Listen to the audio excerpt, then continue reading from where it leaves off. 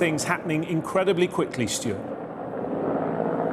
They are indeed, Jonathan. As the helicopters are filling the sky around me, Apaches, Black Hawks, Chinooks, they're flying all over the place, very low at times, some were just passing overhead. Yeah, it has moved extremely quickly. We knew that the Taliban were very near, but they're now in town.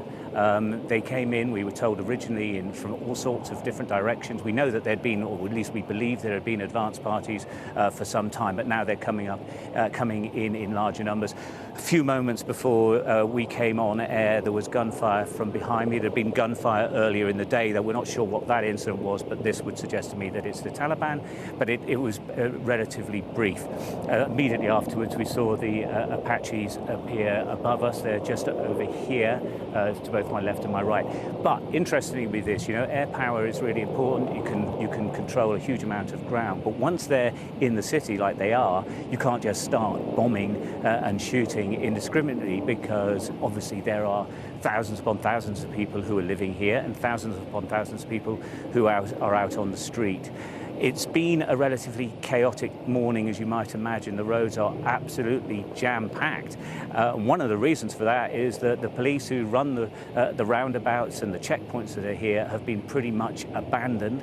The green zone, which is where the diplomatic staff and foreigners widely live, which are gated and guarded communities, apparently the guards have gone and the gates are open.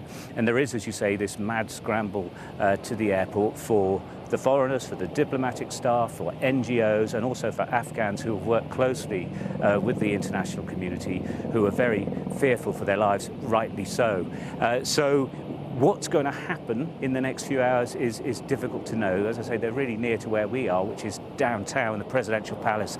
It's probably about half a kilometre away from where I am standing, and I'm sure this is the direction that they will be coming.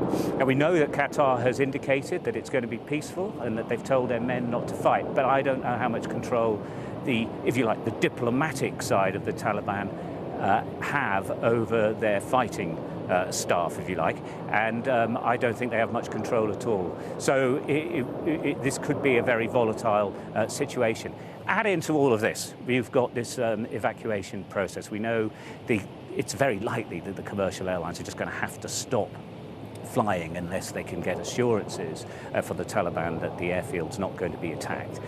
There is a working assumption, particularly that from the RAF, that isn't going to be, it's untrustworthy. So a lot of this lift will have to be done by the RAF, and we understand that air assets are being brought in from all over the world to move thousands of people. Staff, obviously, about 3,000 Brits, at least that number of Afghans as well, and that is completely dwarfed by the Americans, who to some say tens of thousands of people who need to leave. All of this operation was starting and was going, initially it was going to take, to the end of the month.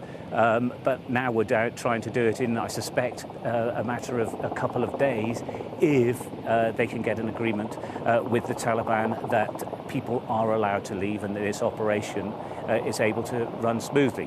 But, as I say, if we're looking at British and American helicopters up in the air, these are gunships, then it would suggest that they are looking to perhaps engage with the Taliban, and then those who are already in the city will engage as well. So this could go in all sorts of different directions. It's very, very, very tense. It has been for the last few days, to be honest, but as you can imagine, today it's gone to a new level.